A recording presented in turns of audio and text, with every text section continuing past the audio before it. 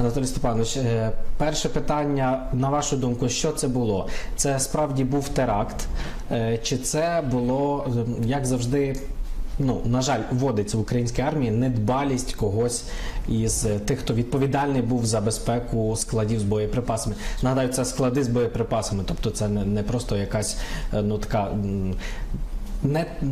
неважлива, скажімо, неважливий об'єкт. Я хочу посилити ваше питання. Це найкрупніший арсенал в Збройних силах. І коли вибухає один раз, може бути випадок.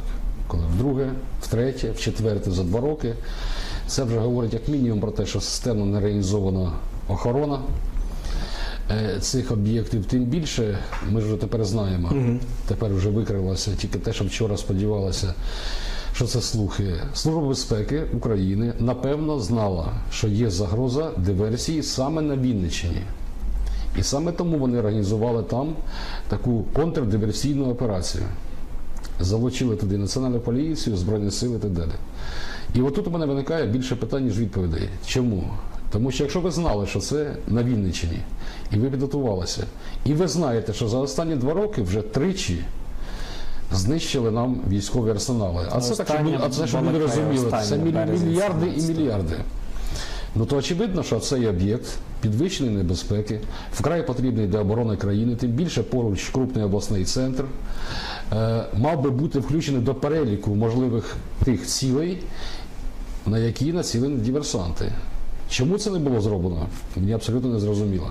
І тому, як тільки я почув про цю інформацію, я одразу публічно заявив про те, що президент, принаймні я б на місці це зробив, має негайно скликати засідання Ради національної безпеки і оборони і розглянути як мінімум 2 питання. Перше, про відповідальність силовиків за те, що дозволили знищити такий оборонний важливий об'єкт, створити безпеку. Стратегічно важливо. І друге, це скласти план заходів, головне його виконати, щоб подібне не повторювалося надалі. Тому що можна скільки завгодно просити зброю за кордоном, але якщо ви так ставитесь до того, що є, тут важко зрозуміти. А була це диверсія, чи це був підпал навмисний з якихось економічних чи інших причин, я схиляюся все-таки до диверсії. В мирний час таке траплялося, коли замітали сліди, тому що на арсеналах, і ви згадували якраз і Брюхович, я теж доклав, будучи міністром, багато зусиль своєї команди, щоб вивозити всі ці небезпечні боєприпаси там, де це людей хвилювало, і не тільки екологія, а власне життя, і слава Богу, що це було зроблено. Так от, в місцях на цих арсеналах здійснювалася і утилізація боєприпасів, в тому числі ті ж і Калинівці, Цвятовці свого часу, це Хмельниччина. І от, наприклад, коли я був міністром, 2005 рік, травень, пожежа на арсеналі Цвятоха. Я зразу відчув, що щось не те, тому що погодні умови були не такі і не було ніякої небезпеки. Потім виявилося, що це був навмисний підпал. І врешті-решт взяли за шкірку головного інженера, посадили за грати, бо вони ті метали, латунь, там, сталь і так далі заробляли на тому. Але зараз в умовах війни я схильний думати, що все-таки це більше диверсія. Тим більше підгадана до дня народження президента, тим більше на його вотчині, на Вінниччині і так далі. Тобто з таким от ворожим оскалом, скоріш за все, це було зроблено. Але, напевно, я сказати не можу. Зараз проходить слідство. Знаю, що повинні полетіти голови. І повинні зробити надалі серйозні висновки. Тому що не може країна сплачувати податки, військові збори, все решта. А тут мільярди просто раз так і полетіли в повітря, і полетіли в повітря, і полетіли, і нема нікому кому відповідати. Я можу ще на додаток процитувати, ви можете знайти це в інтернеті. Коли трапилася остання така подія, і це було буквально в травні цього року, міністр Полторак заявив, і це на сайті Міністерства оборони, що ми знаємо, що треба зробити, і такого більше не буде допущено. Тоді виділялись туди гроші. Виділили гроші, куди вони пішли, зараз нехай вияснять, чи вони виділилися, чи вони спрямовані куди треба, тому що ви, журналісти, в широкому плані, як цех, уже розкопали, що ті фірми, які забезпечили протипожежну безпеку в Калинівці, це фірми з великим знаком питання. Вони себе дискредитували там на Харківщині і ще десь. Тобто для когось війна, для когось мать родна. Тобто такі речі неприпустимі. Скажіть, в мене просто таке питання, як в українця. Чому країна, яка 4-й рік воює, не може захистити свої стратегічні об'єкти? Я дуже хотів би, щоб тут сидів Верховний Головнокомандувач. Я б теж хотів, І я він б його відповів на запитав. це питання, так. тому що якби обрали мене і я був Верховним Головнокомандувачем, то була б абсолютно інша ситуація. Не було б таких міністрів, як Гелетей, не було б таких начальників штабу, як Муженка, не було б фабрики в Ліпецьку, не було б торгівлі на Кривій і багато чого іншого Не було б Іловайських котлів, за яких ніхто не і тому, на понесе превеликий відповідальність жаль, взагалі. зараз ми споживаємо, а це все гібридне. З одного боку гібридна агресія, але яка, на жаль, дає результати Путіна. З іншого боку, гібридна оборона з гібридною торгівлею, з гібридними переговорами, з капітуляцією, здачею і так далі. От, тому що, ну ви знаєте, воно ж, це ми зараз, отак от, Калинівка, допустимо, її немає. Але тиждень тому проходить конференція міжнародна в Києві. Президент на голубому лазу, як кажуть, заявляє, що наступна конференція, вона називалася раніше Ялтинською, пройде в Ялті. От що це? Ну, якби це сказав якийсь лівий депутат, ну я б зрозумів би. Ну це просто язик без кості, як кажуть. А це президент, глава держави. Таким популізмом займатися. Був вже один такий міністр оборони Гелетей, який обіцяв провести парад перемоги в Севастополі. Ну і... А знаєте, що люди пишуть в мережах? Найбільш... Нам обіцяли, що АТО за один день закінчить. Не тільки те, а люди от зараз на цьому фоні, тому що вони збурені тим, що управління державної охорони, яке охороняє президента, генерального прокурора, от на тому весіллі сина Луценка, коли побили одного з журналістів, і з цим не можуть змиритися. Люди пишуть, і як кажуть, в кожному жарті є тільки доля жарту. А є і правда, що от те весілля і тих чиновників охороняло надійніше, як виявилося, ніж Арсенал, де зберігалися майже 200 тисяч тонн боєприпасів. От щоб просто зрозуміти, виробить таку кількість, ну наші заводи не спроможні. Десь їх купити і привезти, це понад 1000 вагонів, так просто зрозуміти для себе. Ну, і плюс це величезні гроші, це Так. час, це небезпека і чи ще хтось продасть. То от за такі речі, ну... Тобто не можна. І зараз сперечається, чи потрібен антикорупційний там, суд і так далі. Потрібен, звичайно. Але очевидно, що потрібен вже військовий трибунал. 100%. І судить за законом воєнного часу, тому що так не можна жартувати. Ми маємо версію першого заступника голови Верховної Ради України Ірини Геращенко з приводу цих подій, які Кого? стались у Калинівці. Ірини Геращенко. А вона з якого боку тут? Вона що колись служила в армії, чи вона була на тому арсеналі, чи вона розуміється в цьому? Вона просто сказала свою думку. Давайте ми послухаємо і поговоримо. Будь Можна ласка. послухати, але я хотів би, щоб ви журналісти, ну треба брати серйозні джерела. При всій повазі до пані Ірини. Якщо вона десь і розуміється, то в засобах маси інформації. Вона ваш колега-журналіст. Це повинні професіонали коментувати. Вибачте. Але давайте послухаємо. Давайте. Добре. Очевидно, що серія цих терактів, а це диверсія, теракт, вимагає від наших силових структур більш серйозного ставлення до охорони подібних об'єктів військового значення. Це є питання, яке, я думаю, буде підніматися в парламенті. Це була офіційна позиція, власне, тому ми її процитували. Як Я ви зрозумів, але от вона сказала в парламенті. От я і Парламент хотів це не той орган. Парламент, я знаю, що як тільки будуть розглядати це питання, підуть взаємні звинувачення, піде піар, і толку не буде. От чому я запропонував? Є робочий орган – Рада національної безпеки і оборони. Так. Президент, ну я можу сказати так, частково дослухався до моєї пропозиції. Він прийняв рішення скликати сьогодні воєнний кабінет РНБО. Так, сьогодні. Але це рішення неправильне. Я би на його місці скликав би саме РНБО. Чому? Можливо, не всі знають, глядачі вашого каналу. Рада національної безпеки і оборони – це орган, який записаний в Конституції. Тобто він має найвищий статус. І рішення, це єдиний орган, підкреслюю, єдиний орган, рішення якого введені в дію указом президента, обов'язкові для виконання в усій виконавчій піраміді. Глава районної адміністрації, обласної, міністр, центральний орган виконавчої влади, прем'єр-міністр, силовики, всі зобов'язані виконувати. А що таке воєнний кабінет? А ніщо. Тому що цей орган не зафіксований ні в Конституції, ні в законі. А звідки він з'явився? На основі підзаконного акту. Указ президента – це підзаконний акт. В 2015 році, в березні місяці, Порошенко утворив цей воєнний кабінет. Його рішення для когось обов'язкові? Ні. Тому це втрата часу. Можна, звичайно, кілька разів розглядати одне те саме, але часу немає. І в тих же силовиків, які зараз повертаються швиденько, бо вони ніч не спали, і в президента часу немає. А от рішення РНБО швидко прийняти і по відповідальності, і по системним заходам, які будуть обов'язкові, які ляжуть на бюджет, які змусять міністра потім звітувати у визначений час, що ти зробив чи зробила. Оце було правильно. Скажіть, на вашу думку, чи будуть покарані цього разу ті, хто справді відповідальний за цю трагедію? Коротку відповідь не знаю. Тому що, знаєте, я служив в армії 25 років, і там кажуть, от за підсумками чогось зробленого доброго чи поганого, часто буває, як кажуть, поощрення непричасних, наказання невиновних. А інколи нічого не буває. От за підсумками попередніх 3 таких фактично катастроф у військовому розумінні не було нічого. Я думаю, це одна з причин тому, що сталося 4-та.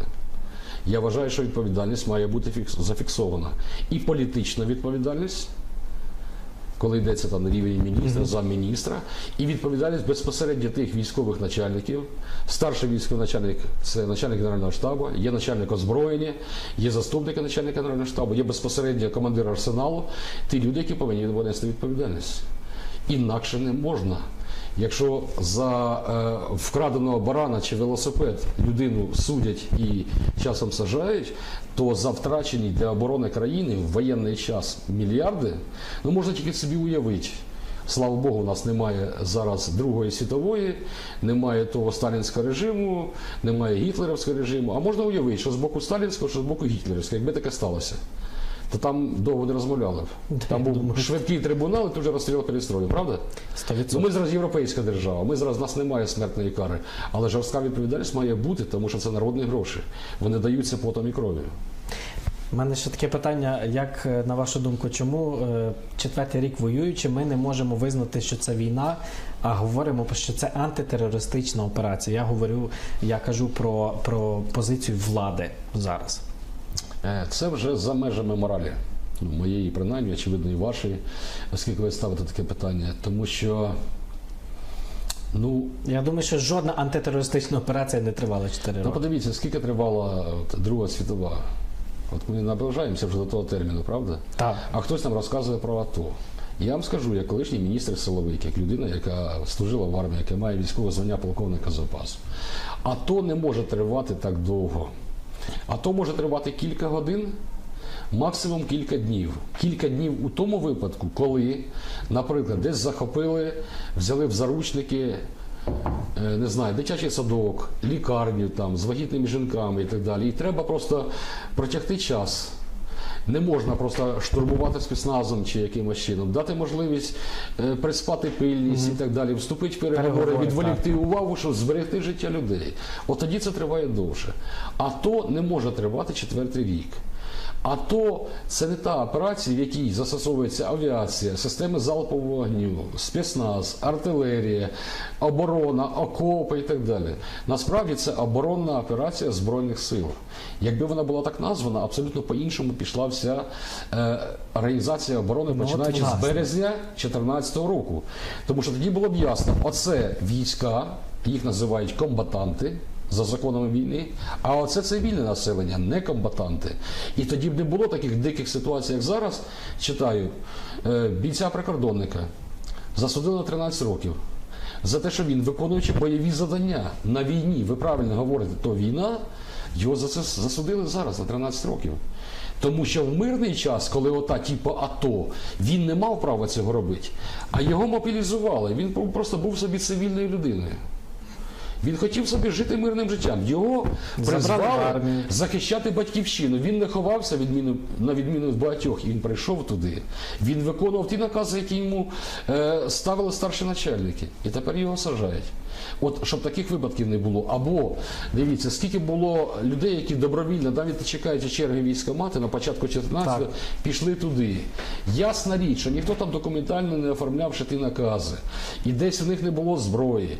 І не було техніки для того, щоб, наприклад, машини вивезти поранених. Ясна річ, що вони, так як це було під час війни, конфісковували будь-яку машину, туди клали тіла військових для того, щоб довести їх швидко до шпиталів, вберегти їхнє життя. А тепер їх судять за це. Що вони, мовляв, посягали на чужу власність. Що вони мародери. Оця вся безтолковість, вона має прізвище. Тому що у вас немає права ввести воєнний стан. В мене немає права вести воєнний стан. І в глядачів вашого каналу немає. В кого воно є? Воно було в Турчинова, ОВ, а потім у Порошенка ПО. Оці дві людини несуть персональну відповідальність за те, що не було зроблено, і наслідки цього. Тому ясна річ, що по своїй суті це війна, це ніяка не антитерористична операція. А те, що не визнається Росія агресор, Тут взагалі важко зрозуміти. Я спілкуюся багато з зарубіжними партнерами, вони теж цього не розуміють. Тому що Маю таке коли враження, що вони роблять більше, ніж наш уряд. деякі допомагають. більше, деякі менше, є різні, є друзі, є і недруги, але об'єктивно вони не розуміють. Наприклад, вони кажуть, солідарно з вами, з Україною, ми ще з 2014 року ввели санкції проти Росії. А чому ж ви самі, Україна, не ввели санкції проти Росії? Чому? От як це пояснити? Я вже не кажу про те, що президентський бізнес на тій території, і багатьох депутатів бізнес на тій території, і міністрів, і так далі. От чому не ввели санкції? А історія про санкції така. Я тоді в 2014 році був у парламенті. Значить, в серпні 2014 року, коли Порошенко не хотів вводити санкції, він сказав, давайте спочатку загальний закон про санкції приймемо. Хоча таких законів немає ні в Німеччині, ні в Нідерландах, ні в Австралії, які санкції ввели. Добре, прийняли такий закон. Він його тягнув більше місяця, не підписував, тільки 12 вересня 2014 року підписав. Треба віддати належне. Кабмін тут же запропонував список санкцій згідно цього закону, 300 підприємств і понад 1000 фізичних осіб, яких треба обмежити. І вніс це на РНБО президентові. Замість того, щоб негайно затвердити і зняти питання у партнерів, чому вони страждають економічно, а Україна типа ні. Порошенко вересень, жовтень, листопад, аж до грудня тягне час, в грудні проводить РНБО, але потім, замість того, щоб ввести в дію рішення своїм указом, а крім нього ніхто не може підписати, він ще 4 місяці тягне. Тому той, хто хоче, той шукає рішення, швидко їх знаходить. Неважливо, це Калинівка відповідальність, чи це воєнна агресія, чи це санкції, чи це реформа, що завгодно. Той, хто не хоче, видумує причини, і потім оця вся гібридність, на жаль, вона має свої негативні наслідки. Тому що у людей падає дух, падає довіра. І давайте будемо відвертими. Якщо зараз ми так трошки недалеко сюди до кордону проїдемо, подивимося, що там у Польщі відбувається, то там уже скоро буде більше українців, ніж поляків, правда? 100%. І це проблема, тому що сотнями тисяч кидають. І якщо раніше десь там працювали, перераховували сюди, купували тут власність і потім поверталися, то зараз цілими населеними пунктами їдуть. Причому їдуть розумніші, молодші, здоровші, підприємливіші, ініціативніші. А хто ж залишиться? Давайте подумаємо, хто залишиться. Немічні люди, ті, які вже відпрацювали пенсіонери, Люмбен, а з ким піднімати тоді країну? От над цим мав би думати президент, над цим мав би думати уряд, парламент, ви показували, віце-спікера і так далі. І це все залежить від довіри. А довіра складається або не складається з тих речей, про які ви питаєте. Дякую вам за розмову. На жаль, така реальність є, це те, що зараз реально у нас є в Україні. Дякую вам. Але це треба переломити і переломимо. Ми це зробимо обов'язково. Дякуємо за розмову. Нагадаю, гостем нашої студії був лідер партії «Громадянська позиція» Анатолій Гриценко.